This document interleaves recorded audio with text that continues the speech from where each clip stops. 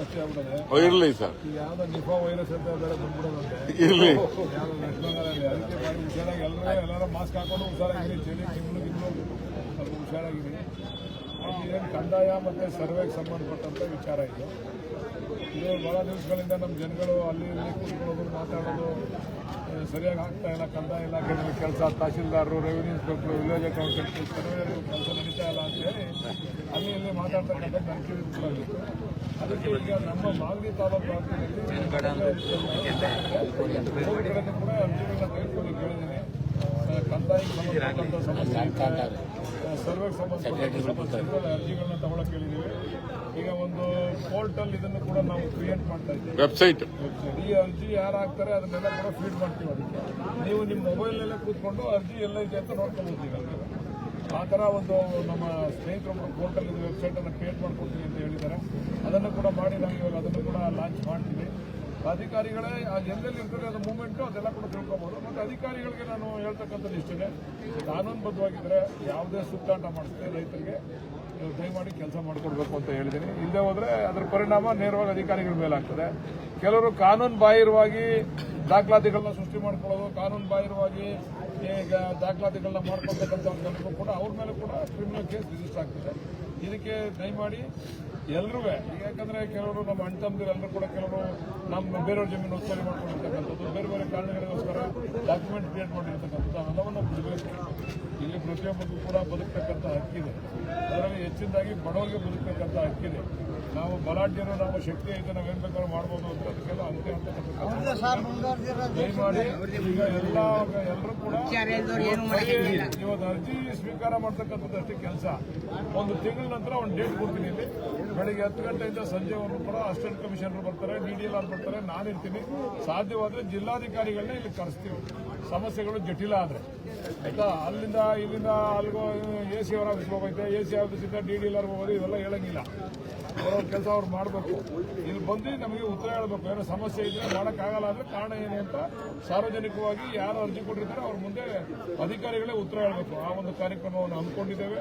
ಮೊದಲನೇದಾಗಿ ನಮ್ಮ ತಾಲೂಕಲ್ಲಿ ಎಲ್ಲ ಭಾಗದಲ್ಲಿ ಮಾಡಿದ್ದೀವಿ. ಕುದುರ್ಗೆ ಹೋಗಿದೆ, ಬೆಳಗ್ಗೆ ಕಸ್ಬಾ ಮತ್ತು ಮಾಗಡಿ ಟೌನಲ್ಲಿ ನಡೀತಾ ಇದೆ, ಈ ತಿಪ್ಸಂದ್ರ ಇಲ್ಲಿ ನಡೀತಾ ಇದೆ.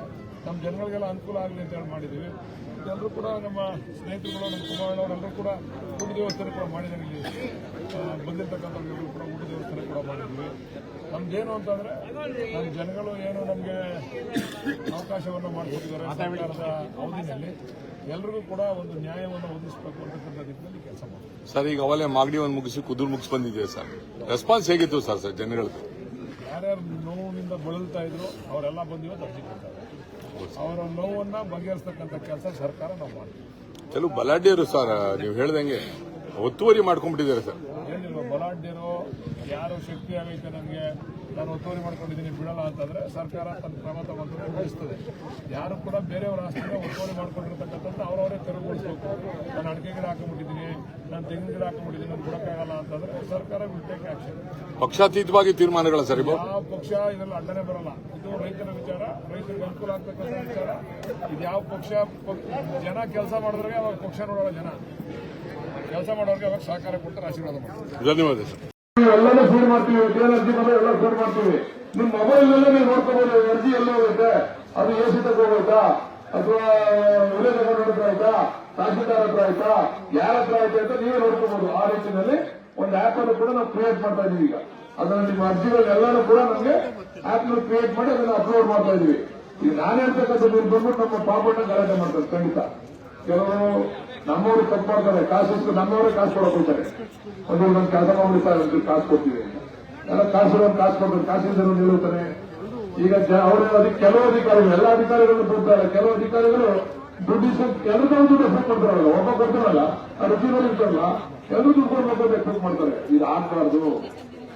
ಇದು ಅಂತ್ಯ ಆಗ್ಬೇಕು. ಇದಕ್ಕೆ ಡಾಕ್ಯುಮೆಂಟ್ ನ ಒಂದ್ಸರಿ ಎಲ್ಲ ತಾಲೂಕಿನಲ್ಲಿ ಒಂದು ಬಾರಿ ಎಲ್ಲ ಡಾಕ್ಯುಮೆಂಟ್ ಕಲೆಕ್ಟ್ ಮಾಡ್ಕೊಳ್ಬೇಕು. ಅಂದ್ರೆ ಈ ಮೂಗಿರೋರ್ಗು ರೆವಿನ್ಯೂ ತಪ್ಪಲ್ಲ ಅನ್ನೋಕ್ಕೆ ರೆವಿನ್ಯೂ ಡಿಪಾರ್ಟ್ಮೆಂಟ್ ಇದೊಂದು ಸಮಸ್ಯೆ ಬಗೆಹರಿಯಲ್ಲ. ಆದ್ರೆ ಹಂತವಾಗಿ ನಾವು ಆ ವರ್ಷದಲ್ಲೇ ಆ ಸಮಸ್ಯೆಗಳನ್ನ ಬಗೆಹರಿಸಬೇಕು ಅಂತೇಳಿ ಈ ಒಂದು ಕೆಲಸವನ್ನು ಮಾಡಿದ್ದೇವೆ. ದಯಮಾಡಿ ಸಾರ್ವಜನಿಕರು ಇದರ ಪ್ರಯೋಜನವನ್ನ ತಾವೆಲ್ಲರೂ ಕೂಡ ನೀಡಿದ್ದೀವಿ. ಅದು ಕೊಡು. ಬೋನಸ್ ಇದ್ದಿತ್ತು ಬೋನಸ್ ಖಾತೆ ಮಾಡೋರು ಮನೆಗೆ ಬೋನಸ್ ಆಗಿ ಕಳಿಸ್ತೀವಿ. ಇವೆಲ್ಲ ಆಗ್ಬಾರ್ದು ಅಂತಾನೆ. ನಿಮ್ಗೆ ನಾನು ಒಂದು ಡೇಟ್ ಕೊಡ್ತೀನಿ ಇವತ್ತು ಆದ್ಮೇಲೆ. ಅವತ್ತು ಬಾ ನೀನು ಯಾರು ಬೋನಸ್ ಮಾಡಿದ್ರು ಅಲ್ಲೇ ನಿಂತ್ಕೊಂಡು ನೀವು ಉತ್ತರ ಕೊಡ್ತೀವಿ. ಬೋನಸ್ ಮಾಡಿದ್ರೆ ಬೋನಸ್ ಆಗಿ ಮನೆ ಹೋಯ್ತು ನಾವು. ನಿಮ್ ಮ್ಯಾಟ್ರ್ ಕೇಳಿದ್ರೆ ಮೂರು ಸರಿ ಮ್ಯಾಟ್ರ್ ಕೇಳ್ಬೇಕು ನಾವು. ಅದಕ್ಕೆ ದಯಮಾಡಿ ನಿಮ್ಗೆ ಮನವಿ ಮಾಡ್ತೀವಿ. ನೀನು ಅರ್ಜಿ ಕೊಟ್ಬಿಟ್ಟು ಹೋಗು.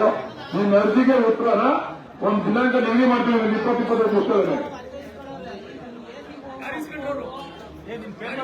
ಈಗ ಕೇಳಯ್ಯ ನಿಮಿಷ ಸೂರಜ, ಈಗ ಎಸಿಗೆ ಹೋಗು ಹತ್ಕೋಗು ಅನ್ನೋರು ಹೇಳೋದು ನಿಂದ ಅಮ್ಮಯ್ಯ ಒಂಚೂರು.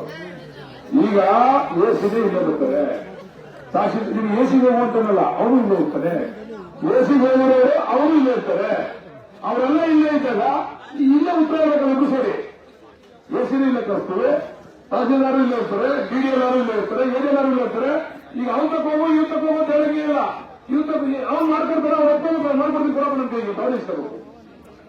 ಇಲ್ಲ ಇದಾಗಲ್ಲ, ಯಾಕೆ ಮಾಡ್ತಾರೆ ಅಂತ ಅವ್ರು ಇವ್ರು ಬೈಬೇಕು. ಇದನ್ನ ಮಾಡಕ್ಕೆ ನಾವು ಕಂದಾಯ ಅದಾಲತ್ ಮಾಡ್ತಾ ಇರೋದು. ಈಗ ದಯಮಾಡಿ ನನ್ಗೆ ಅರ್ಜಿ ಕೊಟ್ಟರೆ ಆಗಲ್ಲ.